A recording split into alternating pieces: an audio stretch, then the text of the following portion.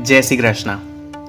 पुष्टि श्रृंगार के एक और वीडियो में आपका स्वागत है। इस वीडियो में हम लालन की उष्णकाल टोपी के प्रकार, उन्हें धराने की विविध रीत के बारे में बात करेंगे। तो आइए शुरू करते हैं।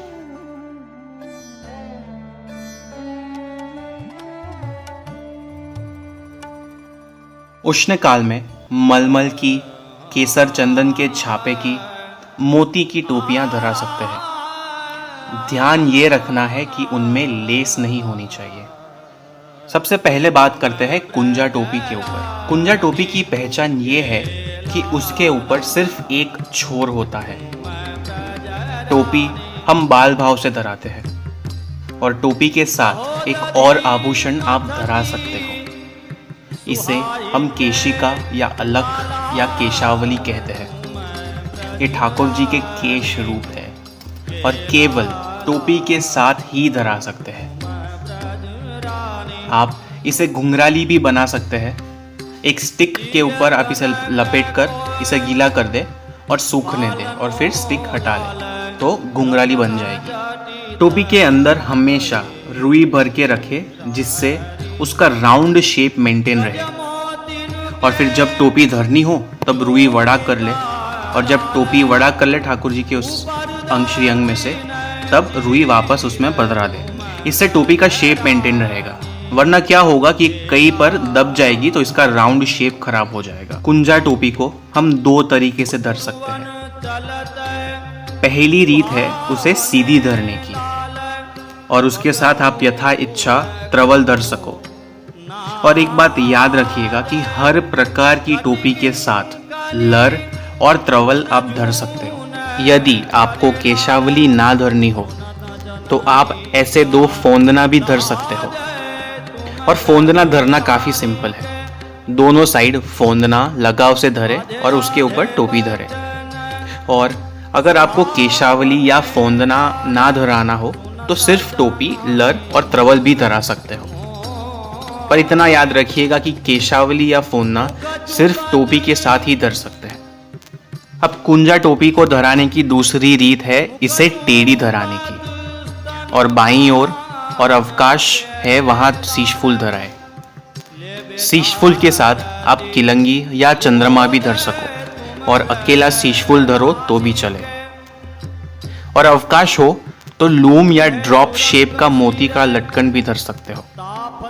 यहाँ पे अवकाश नहीं है इसलिए हम लूम नहीं धर रहे।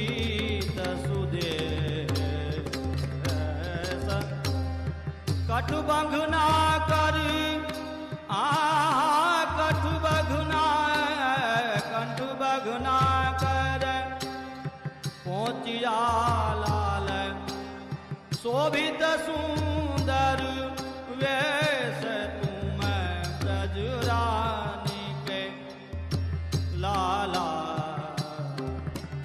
दूसरी टोपी की बात करते हैं। इसे हम कहते हैं ताकी की टोपी या तीन छोर की टोपी भी कह सको। अब कुंजा टोपी से ये अलग है क्योंकि इसके ऊपर तीन छोर है और कुंजा टोपी के ऊपर सिर्फ एक छोर है। अब टाकी की टोपी के साथ आप लर और त्रवल धर सकते हो जो आप हर टोपी के साथ धर सकते हो। और टाकी की टोपी हम सिर्फ सीधी ही धरते हैं इसलिए शीशफूल का अवकाश नहीं होता।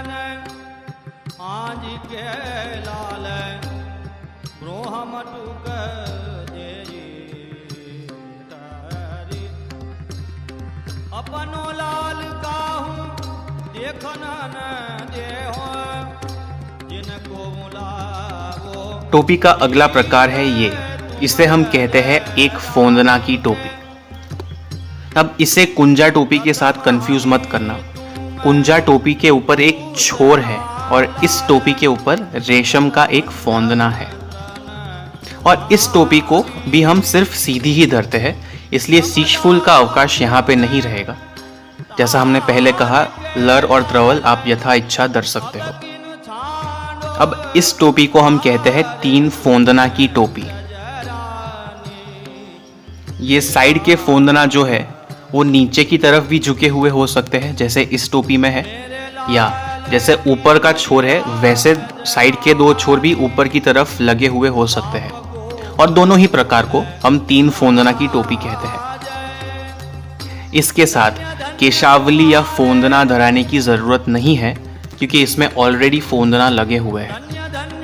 लर और त्रवल आप यथा इच्छा धर सकते हो। टोपी की अगले प्रकार को हम कहते हैं ग्वाल टोपी। ये एक तरफ झुकी हुई होती है और इसके साथ अलग से केशावली या फोंदना नहीं धरेंगे। इस टोपी को आप लेफ्ट या राइट या पीछे की तरफ झुकी हुई भी धरा सको, पर ज्यादातर आपको बाईं ओर झुकी हुई टोपी के ही चित्र जी के दर्शन होंगे, इसलिए यहाँ पर भी हम उसी साइड पे टोपी को धरा रहे हैं। इस टोपी को हम कहते हैं बाबरी की टोपी। ये बिना कोई फोंदना या छोर के केवल राउंड टोपी ही होती है। उष्णकाल है इसलिए हमने यहाँ चंदन केसर से पेंट किया है। इसके साथ आप केशावली भी धर सकते हो और उससे भी अलग प्रकार से धरा सकते हो, कुछ इस तरह। तो केशावली को हम ऐसे पीछे लेके जाएंगे और फिर उस पे टोपी धरेंगे। कितने सुंदर सुहा रहे हैं।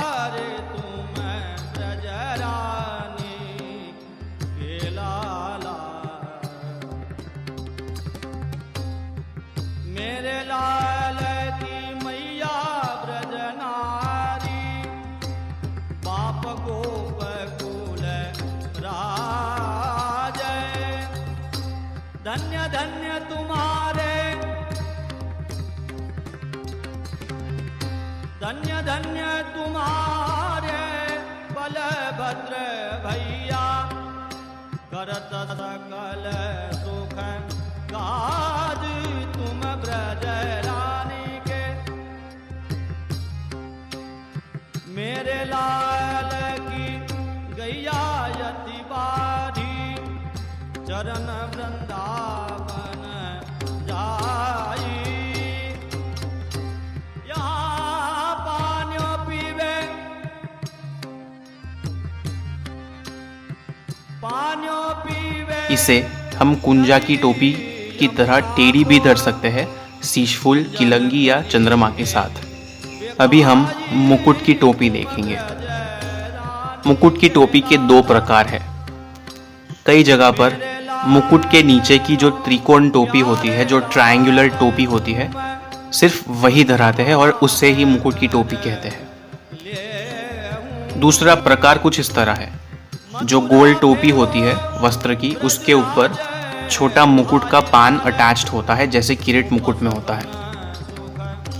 किरीट मुकुट और मुकुट की टोपी की ये प्रकार में फर्क इतना है कि यहाँ टोपी वस्त्र की होती है और उसके ऊपर जो पान होता है वो जरदोजी वर्ग का होता है। इसे भी मुकुट की टोपी कह सकते हैं। अब ये त्रिकोण टोपी को हमेशा टेढ़ी ही धरते हैं, उसके साथ लर, ऊपर लूम तुर्रा। उष्णकाल में और शीतकाल में आप सुरखाप का पंख धर सकते हैं और बाईं ओर शीशफूल धरें। और जो दूसरा प्रकार हमने देखा मुकुट की टोपी का, उसे हमेशा सीधी ही धरते हैं। अब देखिए, ये मुकुट मोती का तुर्रा है। कई बार तुर्रा की जगह पर बीच में ऐसा पंख भी धर सकते हैं। तो ये थी उष्णकाल में धराई जाने वाली टोपी के प्रकार। हमने इस वीडियो में 6 प्रकार की टोपी देखी। कुंजा टोपी, जिसे हम सीधी या टेढ़ी धर सकते हैं। टाकी की टोपी, जिसमें 3 छोर होते हैं और इसे हम हमेशा सीधी धरते हैं। फिर एक फोंदना की टोपी, जिसे भी हम हमेशा सीधी ही धरे।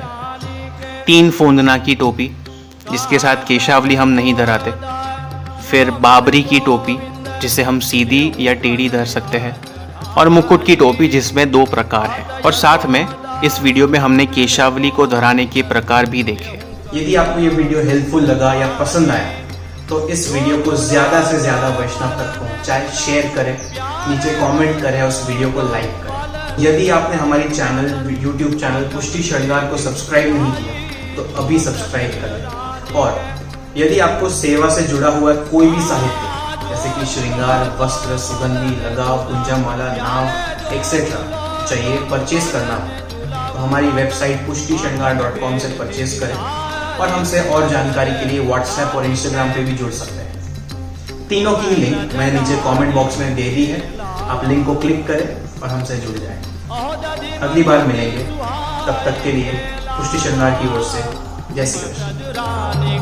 तुम ब्रज रानी के तुम ब्रज